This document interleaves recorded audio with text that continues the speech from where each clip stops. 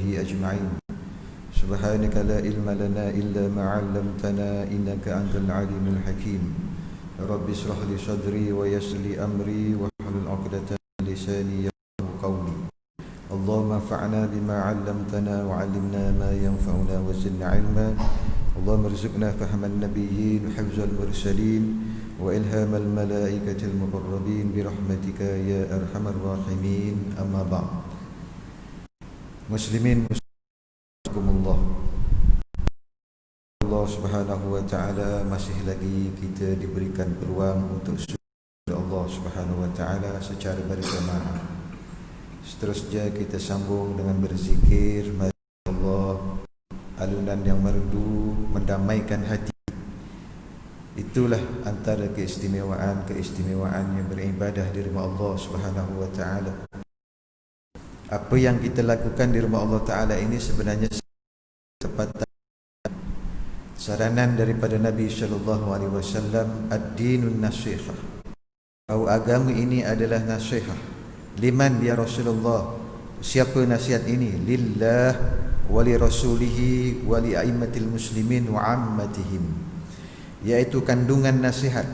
Kerana bila kita cerita berkenaan dengan ad-din, iaitu Islam, maka dia berkait dengan satu lagi hadis yang awal dalam kitab Arba'in An-Nawawiyah, iaitu apa? Apabila seorang lelaki datang berjumpa dengan Nabi, yakni malaikat Jibril, kemudiannya dia bertanya kepada Rasulullah berkenaan dengan intipati agama, iaitu mal iman. Dijawab oleh Nabi, al-iman antu'mina billahi ila akhiril hadis.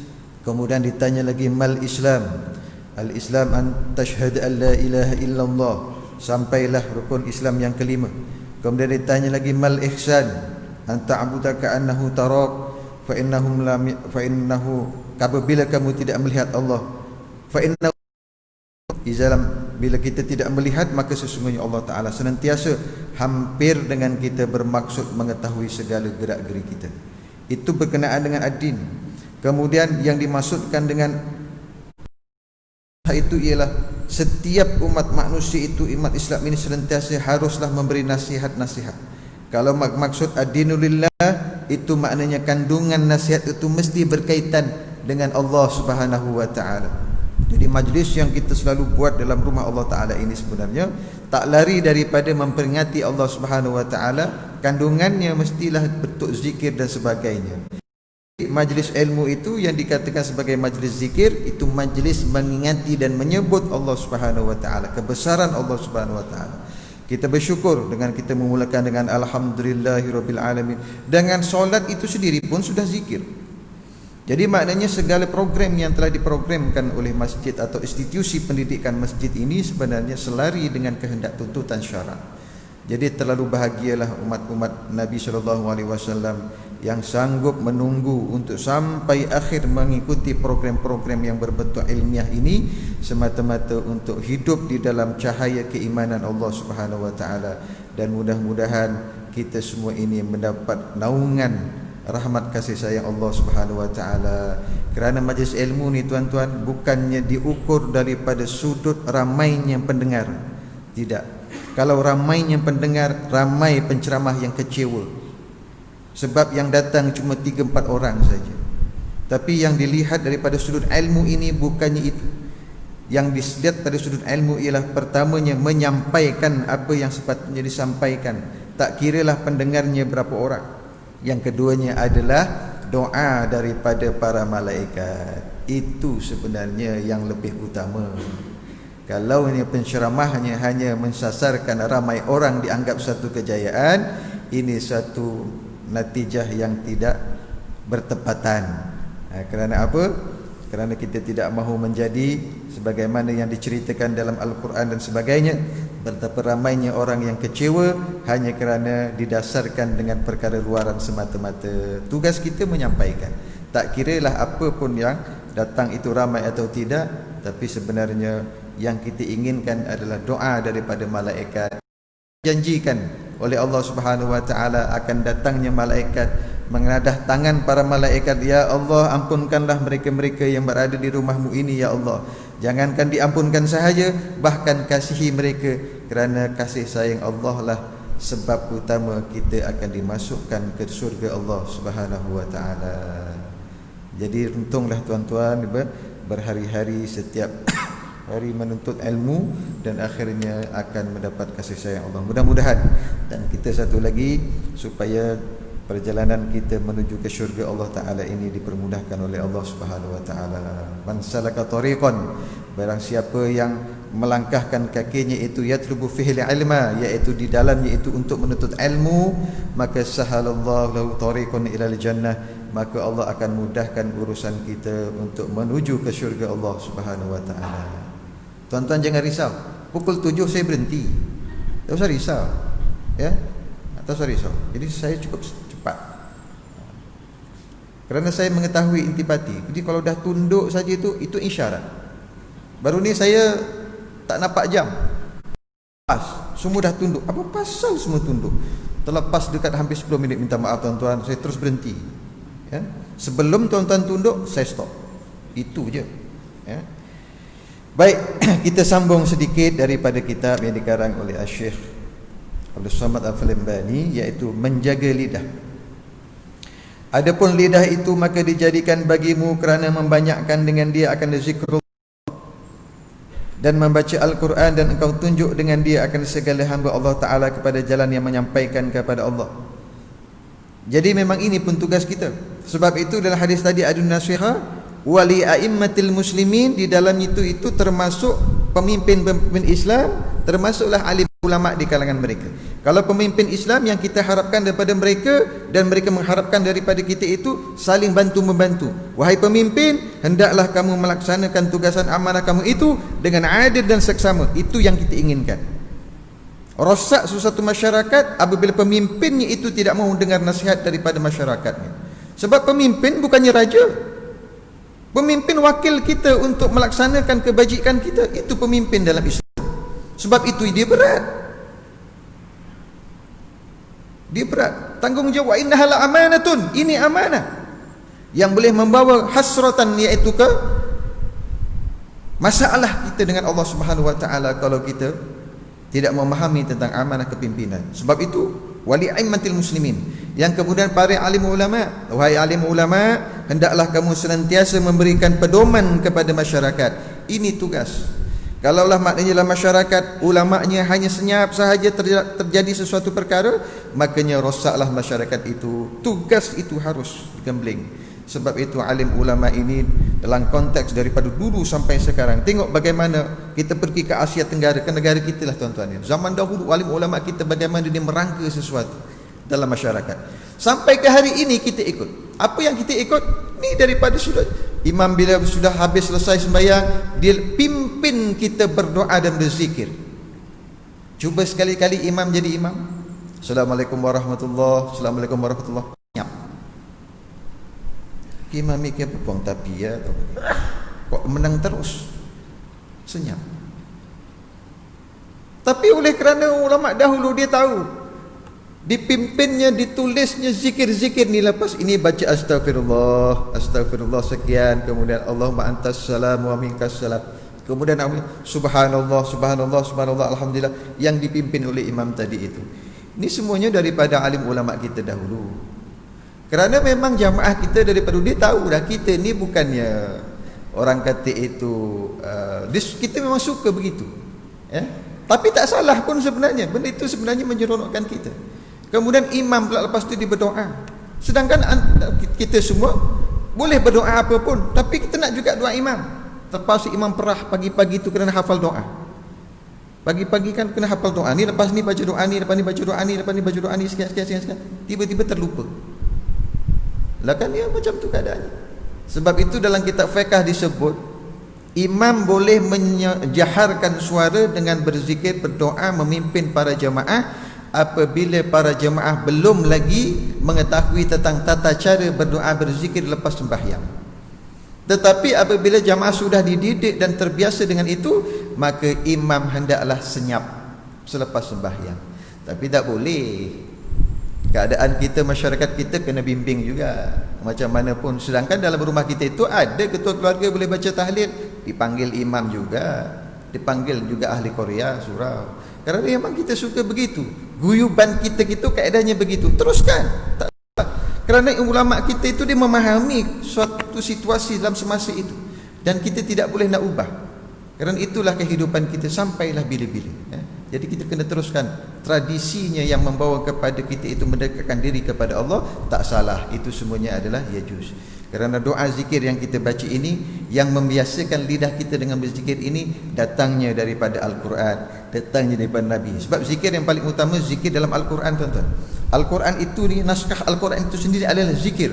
Itu yang pertama. Yang keduanya adalah zikir-zikir atau doa daripada Nabi SAW. Yang ketiganya doa-doa daripada para anbiya wal mursalin. Kemudian yang ketiganya boleh daripada para sahabat. Kemudian para tabi'in, tabi'in, sampailah pada alim ulama, sampailah kepada orang-orang soleh.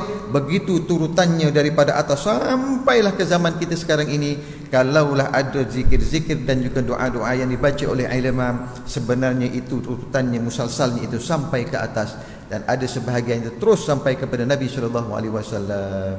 Teruskan agenda-agenda yang macam itu, jangan diubah, supaya membiasakan lidah kita ini senantiasa digunakan untuk zikrullah dan membaca Al-Quranul Karim, selain daripada menunjukkan kebaikan, nasihat dan sebagainya, ya. Jadi apabila kita dinasihati, makanya kerana nasihat itu maksudnya ialah ingin kita itu kepada kebaikan, kepada sesuatu yang kita tujukan kepada orang itu. Kebaikan sebenarnya intipati nasihat itu. Tidak ada satu nasihat yang membawa kepada keburukan dan sebagainya. Bahkan kita nak menyelamatkan saudara kita itu supaya tidak terjerumus kepada sesuatu perkara yang merugikan. Jadi ad-dalu 'alal khair kafa'ilihi, yang menunjukkan kepada sesuatu kebaikan kepada seseorang, maka pahalanya itu akan dapat dia terima. Kalaulah orang yang kita tunjukkan itu dia menyalurkan lagi maklumatnya kepada orang lain, begitu sampailah walaupun kita sudah meninggal, atas jasa kita pernah memberikan nasihat yang berguna, makanya dia akan mengalir sampailah kepada kita sampai bila-bila. Contoh, ya, sebelum ni saya ada menceritakan kan, antara doa ataupun wirid yang bagus kalau kita menghadapi masalah, sebutlah wirid ini bersungguh-sungguh. La haula wa la quwwata illa billah, la haula wa la quwwata illa billah. Ada seorang daripada jemaah ini teringat perkara itu, maka diamalkannya tatkala dia kena musibah dan kerisauan dan kesusahan. Kemudian Allah Ta'ala memberikan insyirahi sadri, dadanya dilapangkan oleh Allah Ta'ala, masalahnya selesai sekurang-kurangnya. Dengan itu maka saya pun insya-Allah dapatlah dia punya syafaatnya itu ataupun pahalanya itu, mudah-mudahan. Begitulah. Kerana duduk di tempat saya ni, tuan-tuan, ni bukanlah bahan sebenarnya, ni duduk di sini ni bukan satu kebanggaan. Bahkan galang gantinya ini adalah kabura maktan indallah an taqulu ma la taf'alu. Tu galang gantinya para asatizah yang duduk di depan ni. Tuan-tuan selamat duk dengar je. Kun aliman au mualliman au mustami'an au muhibban. Tuan-tuan termasuk dalam empat ni. Nak kata alim, ini kena ngajilah, macam tuan imam kita alim, macam Fadil Ustaz kita alim, dia belajar secara mendalam Al-Quran dan sebagainya, alim. Dan mualliman, kemudian dia mengajarkan balik. Au mustami'an, atau menjadi pendengar kepada majlis ilmu. Tuan-tuan menjadi pendengar. Alim ni payah, tuan-tuan, kerana mesti ada dobit yang kuat, ingatan yang kuat, kena semua kena diingatkan, jangan sampai terlupa. Kemudiannya guru menyampaikan sesuatu. Mustami', cukuplah kita menjadi pendengar. Tuan-tuan hanya menjadi pendengar. Sesuatu yang boleh dibuat, kita buat. Yang tak mampu, tak apa. Macam tu. Au muhibban, iaitu kasih kepada majlis ilmu, kasih kepada zikir-zikir kepada Allah Subhanahu wa taala. Wala takun khamisan. Tuan-tuan tidak termasuk dalam golongan yang kelima. Iaitu apa? Tak suka jadi orang alim, tak suka mengajar, tak suka mendengar, tak suka sukanya kepada majlis ilmu. Tuan-tuan tidak tergolong dari empat ini. Selamatlah kita. Kalau kita menjadi kelompok yang kelima, maka hancurlah hidup seorang insan, tak bermakna di atas muka bumi. Tidak ada peranan kan? Itu dia. Jadi maknanya berat. Masing-masing ada peranan masing-masing, ya? Tapi sekurang-kurangnya dengan adanya kita di rumah Allah Subhanahu wa taala ini, akan senantiasa sayang Allah Subhanahu wa taala. Baik. Maka hendaklah engkau peliharakan lidahmu itu daripada 8 perkara. Yang pertamanya, hendaklah engkau pelihara akan lidahmu daripada berdusta, sama ada sungguh-sungguh atau bersenda-senda. Bukan kita tidak boleh orang kata bergurau, boleh. Ini ada cerita lah tuan-tuan, cerita. Ada seorang raja. Seorang raja ni pantang tengok perempuan cantik nak dinikah. Pantang ada tengok perempuan cantik nak dinikah. Suatu hari dia berkenan dengan seorang perempuan cantik ni. Jadi ada seorang lelaki jumpa, "Wahai tuan raja." "Ya." "Buat apa tuan raja nak pilih wanita tu yang telah dipegang-pegang oleh seorang lelaki?" Raja pun rasa seperti, apakah dia bertujuan begini supaya dia yang akan menikahi perempuan itu? Cepat-cepat raja arahkan supaya diadakan majlis kahwin. Selesai dah. Kemudian raja pun berkahwin dengan perempuan itu. Kemudian dia panggil lelaki tadi. "Siapakah lelaki yang pernah memegang-megang isteriku ini?" "Ada." Raja, "Kamu kenal?" "Kenal." "Siapa?" "Bapak dia." Lah kan gurau. Lah kan anak perempuan kita mana pernah kita tak pernah pegang kan. Jadi macam itulah. Rupa-rupanya raja bila dengar macam tu, oh bergurau rupa-rupanya. Tapi gurauan itu menakutkanlah bagi raja. Ingatkan dipegang siapa? Rupa-rupanya ayah dia. Boleh kita bergurau tuan-tuan, tapi gurau-gurauan yang macam tu boleh. Jangan gurau-gurauan ada intipati kandungannya itu adalah penipuan dan sebagainya. Ya, penipuan dan sebagainya. Jadi itu yang tidak dibenarkan. Kerana bila kita bergurau, berlidah itu mesti berperanan. Tak usah. Kalau setakat nak bergurau-gurau dengan isteri, boleh, tak ada masalah, ya. Tapi jangan sampai kita itu ada berkenaan dengan pendustaan. Maka jangan engkau biasakan berdusta itu dengan bersenda-senda, kerana yang demikian itu membawa kepada berdusta sungguh-sungguh. Sebagaimana sabda Nabi SAW, "Iyyaka wal kazib fa innahu ma'al fujuri wa huma finnar." Maksudnya, takuti olehmu akan berdusta itu, maka bahawasanya orang yang berdusta itu beserta orang yang berbuat maksiat, dan keduanya itu di dalam api neraka. Sabda Nabi SAW, "Innal kaziba babun min abwabin nifaq." Sesungguhnya berdusta itu salah satu pintu daripada pintu munafik. Mula-mula menipu, lama-lama bila banyak kali menipu, salah satu daripada sifat munafik adalah mengekalkan sesuatu perbuatan yang ditegah oleh Allah Subhanahu Wa Taala. Ini je. Kemudian kata Imam Al-Ghazali dalam Ihya Ulumuddin, dan tiap-tiap maksud yang terpuji yang dapat sampai kepadanya dengan benar dan dengan berdusta bersamaan, maka berdusta di dalamnya itu haram. Dan jikalau dapat menyampaikan kepada maksud itu dengan berdusta tiada dapat dengan benar, maka berdusta itu mubah jika ada maksud itu mubah, dan wajib berdusta jika ada maksud itu wajib. Maka misal yang demikian itu, manakala ada di dalam benar itu menumpahkan darah orang muslim yang bersembunyi daripada orang zalim, maka berdusta di dalamnya itu wajib. Ada seorang muslim yang nak dizalimi oleh orang yang bukan Islam, dan orang itu bersembunyi di tempat kita. Datang orang yang nak memudaratkan orang itu, wajib kita berdusta kepada orang yang datang itu.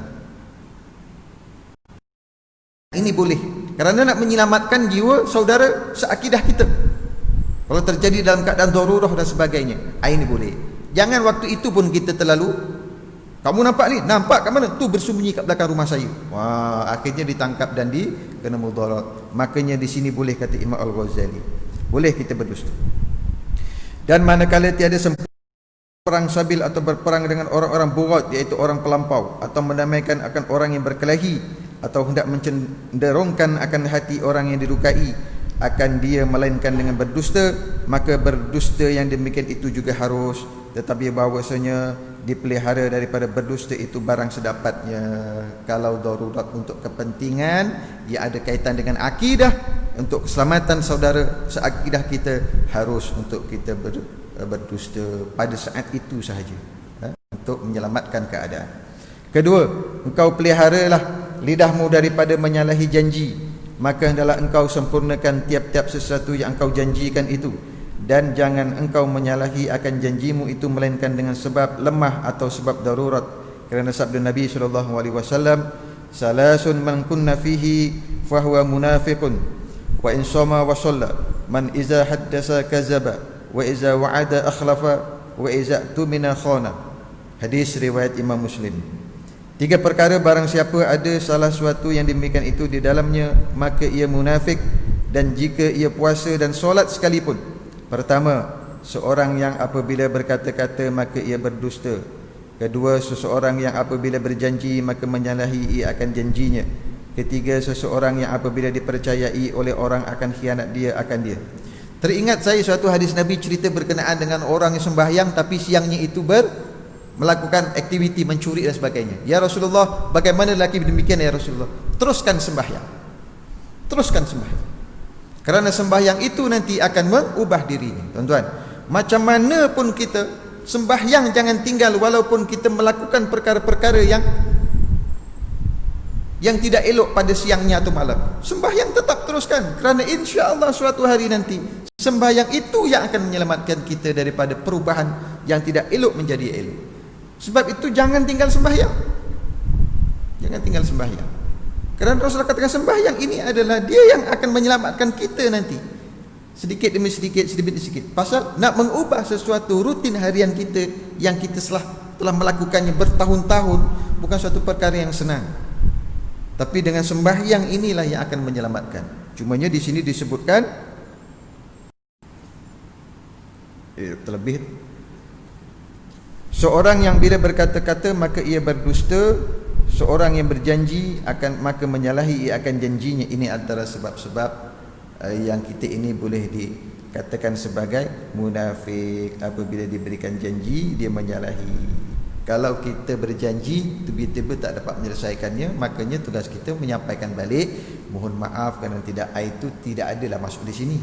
Ini kalau tidak apa segala macam, itu termasuk yang akhirnya akan menjadi masalah dalam masyarakat. Ketiga, seorang yang bila dipercayai, diberikan amanah dan sebagainya, maka dia mengkhianati amanah. Ini bukan perkara kecil, ya, perkara kecil. Jadi maknanya kerana munafik ini tempatnya masya-Allah fidarkil asfali minan nar.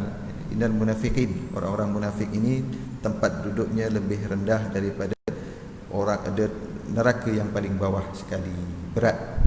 Kerana munafik ini adalah duri dalam daging kepada agama kita sendiri. Dia yang merosakkan dari dalam, sebab dia masuk di situ.